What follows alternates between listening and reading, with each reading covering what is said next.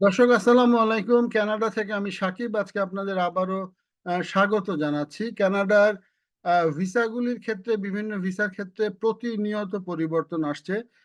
এত পরিবর্তন আসছে যে আমরাও ইনফরমেশনগুলি আপনাদের জানাতে জানাতে হিমশিম খেয়ে যাই। প্রত্যেক দিনই পরিবর্তন আসছে। তো স্টুডেন্ট ভিসায় ২টা পরিবর্তন আসছে। সেই ২টা পরিবর্তন নিয়ে একটু কথা বলবো এবং পরিবর্তন দুইটি আমি বলবো যে বড় ধরনের পরিবর্তন এবং এই পরিবর্তনগুলির শেষ যে পরিবর্তনটা সেটি কানাডার জন্য ভালো, কিন্তু স্টুডেন্টদের জন্য অবশ্যই ভালো না। কারণ আগে এই পরিবর্তনটা না আনার ফলে কিন্তু কানাডা একটি ম্যাসাকার হয়ে গিয়েছে। তো আমি সেই পরিবর্তনগুলো নিয়ে একটু কথা বলছি। যাদের চ্যানেলটি ভালো লাগে, যারা স্টুডেন্ট ভিসায় কানাডায় আসতে চান বা এখন আছেন, তারা ভিডিওটি দেখতে পারেন। আর যদি ভালো লাগে চ্যানেলটি অবশ্যই সাবস্ক্রাইব করে দেখবেন, সাকিব কানাডা।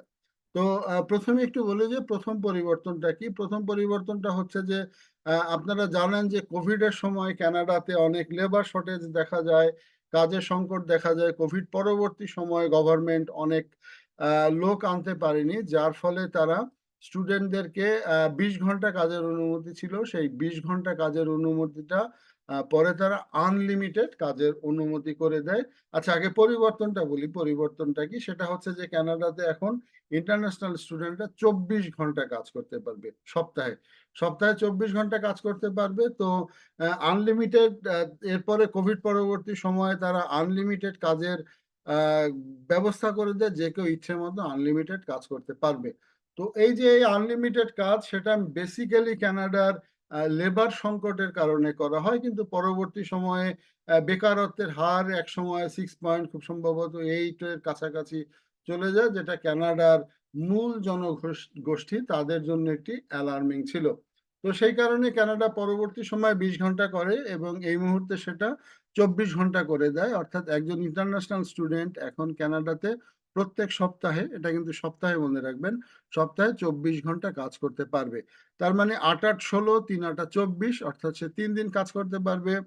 উইকেন্ডে সে যদি ৮-৮-১৬ ঘন্টা কাজ করে এবং দুইটা উইকডেজে যদি ৪-৪-৮ ঘন্টা বা একটা উইকডেজে ৮ ঘন্টা কাজ করতে পারবে, ১৬ ঘন্টা, বা অনেক কাজ আছে কানাডায় ১২ ঘন্টার, ১২ × ২ = ২৪, সপ্তাহে ২ দিন কাজ করতে পারবে।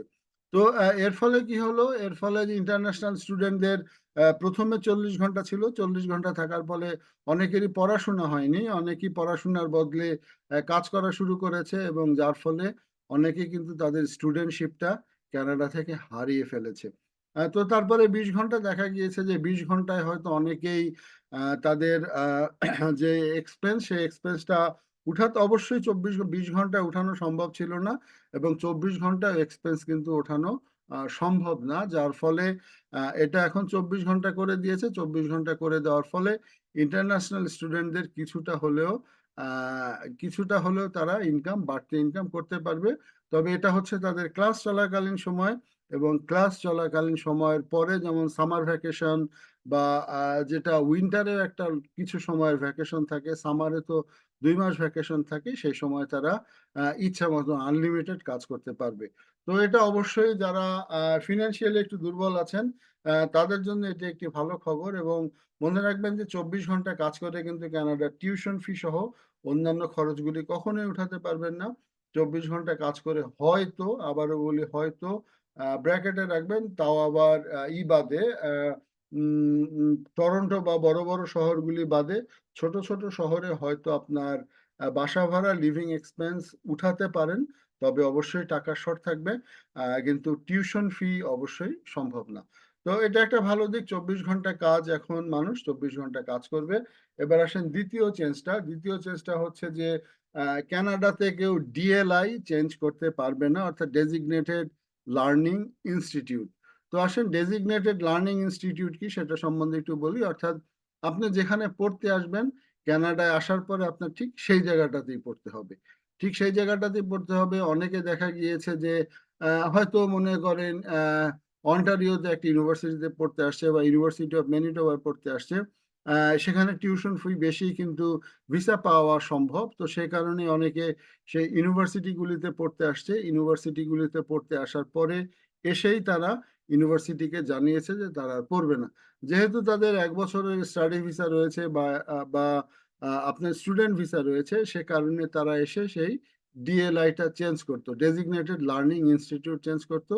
চেঞ্জ করে হয়তো ইউনিভার্সিটি অফ ম্যানিটোবার মতো বড় একটি জায়গায় না পড়ে তারা ছোটখাটো কোনো একটি কমিউনিটি কলেজে পড়তো।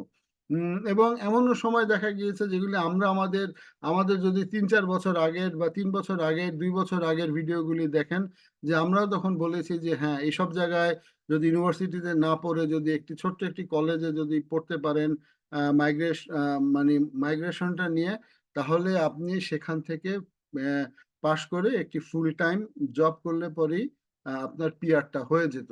কিন্তু এখন আপনারা জানেন যে স্টুডেন্টদের জবের ব্যাপারে অনেক রেস্ট্রিকশন, ফুল টাইম জব পাওয়াটাও মুশকিল। 2 নম্বর হচ্ছে ওয়ার্ক পারমিট পেতে হলে তাদের নির্দিষ্ট এনওসি কোডের ব্যাপার স্যাপার রয়েছে। সব মিলিয়ে একটি অবস্থা খারাপ। তো এর মধ্যে গভর্নমেন্ট যে কাজটি করেছে সেটা হচ্ছে আপনি যে প্রতিষ্ঠানে পড়তে আসবেন, যে প্রতিষ্ঠানের জন্য আপনি আপনার দেশ থেকে ভিসা নিয়ে আসবেন, ঠিক সেই প্রতিষ্ঠানেই আপনার পড়তে হবে এবং সেই ইউনিভার্সিটিগুলি আপনাকে সত্যায়িত করে দিবে হয়তো বছর শেষে যে আপনি এখনো তাদের স্টুডেন্ট হিসাবে রয়েছেন। যদি স্টুডেন্ট হিসাবে না থাকেন তাহলে কোনো কাজও পাবেন না, এবং কোনো পিআর তো দূরের কথা, পিআর তো দূরের কথা। তো এই ডেজিগনেটেড লার্নিং ইনস্টিটিউট যারা এখন আসবেন, নতুন করে যারা আসবেন, তারা এখন আর ডেজিগনেটেড লার্নিং ইনস্টিটিউট চেঞ্জ করার কোনো সুযোগ নেই। সুযোগ আছে, সুযোগটা আছে হচ্ছে গিয়ে যে আপনি আসবেন, আসার পরে আপনাকে আবার নতুন করে সেই সমস্ত কিছু করে আবার নতুন একটা অর্গানাইজেশনে ভর্তি হতে হবে, যেটা এক অর্থে টাফ, এক অর্থে টাফ। তো এই হচ্ছে অবস্থা, অর্থাৎ যে ইউনিভার্সিটিতে আসবেন সেই ইউনিভার্সিটিতে পড়তে আসবেন, অন্য কোনো ইউনিভার্সিটিতে আসবেন না। মনে রাখবেন যে কানাডাতে এই মুহূর্তে 12 লাখের উপরে ইন্টারন্যাশনাল স্টুডেন্ট রয়েছে এবং প্রতি বছর হয়তো হার্ডলি 1 লাখের মতো ইন্টারন্যাশনাল স্টুডেন্ট পিআর পাবে।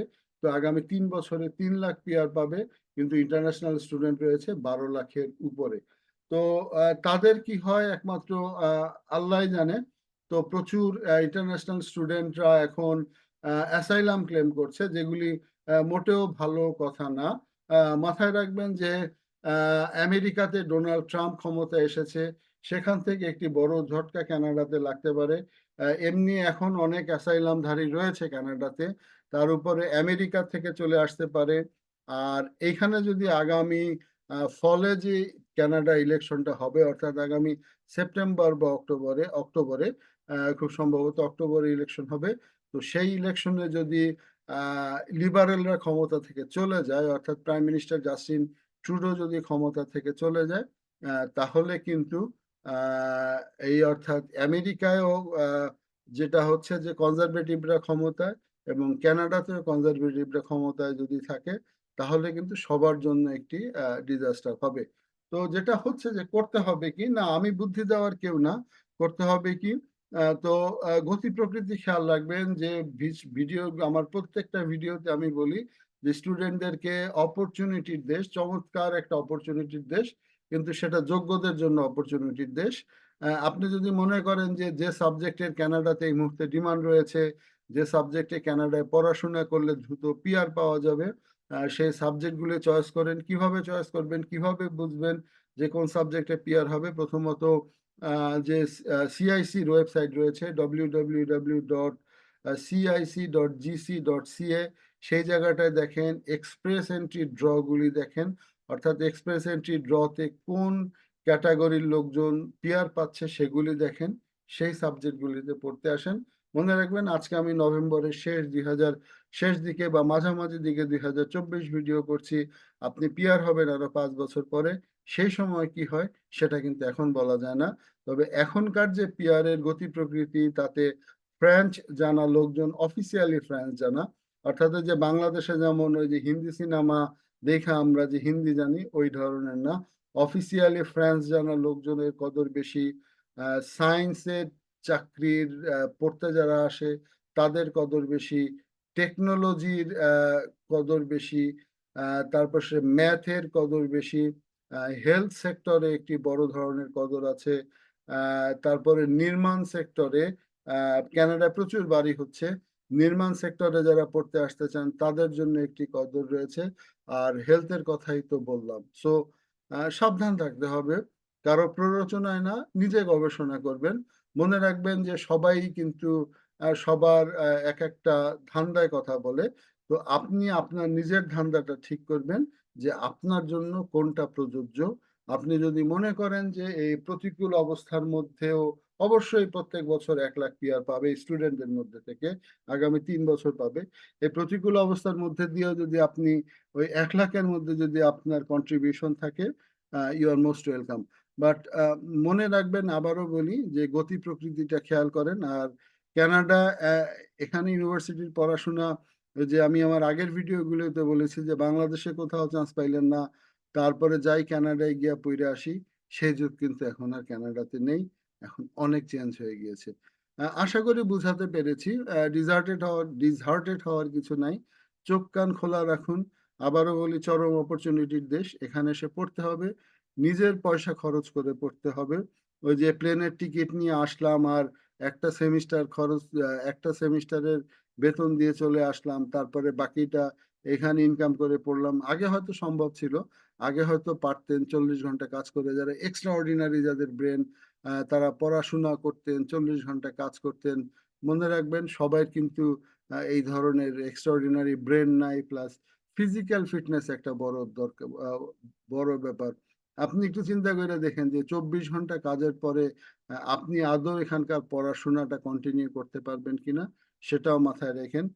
২৪ ঘন্টা কাজও কিন্তু একটা ট্র্যাপ হতে পারে। কারণ এই ২৪ ঘন্টা কাজ কইরা পড়াশোনা করা, ঘরের কাজ করা, সবকিছুই কিন্তু কঠিন। তো আবারও বলি যে প্রচুর স্টাডি করবেন, প্রচুর স্টাডি করবেন, জানবেন। বিশেষ করে যারা আছে তাদের কাছ থেকে প্রকৃত তথ্যটা জানার চেষ্টা করবেন যে কি অবস্থায় কি হয়। এতক্ষণ সঙ্গে থাকার জন্য ধন্যবাদ। যদি ভালো লাগে চ্যানেলটি সাবস্ক্রাইব করে দেখবেন। যদি কোনো কোশ্চেন জানতে চান, কমেন্টস এর ঘরে লিখতে পারেন, অ্যান্সার দেওয়ার চেষ্টা করব। আবার দেখা হবে নতুন কোনো বিষয়। সে পর্যন্ত ভালো থাকবেন। আসসালামু আলাইকুম।